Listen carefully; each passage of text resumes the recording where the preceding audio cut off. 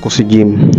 Magsiswimming nga pala kami ngayong araw sa Sorsogon. Kasama nga pala namin dito yung boyfriend ng aking pamangkin. Hindi nga ako masyado lumidikit o lumalapit sa boyfriend ng pamangkin ko. Kaya sa buong maghapon, hindi man lang kami nag-usap ng foreigner kasi hindi kami nagkakaintindihan. Mas pinabuti ko ng manahimik o magkubli dito sa gilid habang kasama ko sila. Eto nga napili ng resort kasi tahimik daw dito at walang masyadong istorbo. Kaya pala tahimik kasi nang pumasok na kami sa loob, kami lang yung tao. Joke lang. Nakausap ko nga pala rito yung nag-a-assist dito sa mga kwarto. Sabi nila hindi pa daw season ngayon tapos inaayos pa yung mga ibang venue. Sabi nga ni Kuya, kung nataon nyo lang na season dito, nako wala na kayong mapipili dito na kwarto dahil puno na lahat to. Pero sa amin, hindi naman mahalaga kung walang masyadong tao rito. Ang importante, masaya ang banding namin magkakasama. Ito na ngayon napili naming kwarto, napakaganda sa loob nito. Pwede ka rito magkanta-kanta o magdisko-disko. Kaya sinamantala ko na pagkakataon na to habang wala pa sila.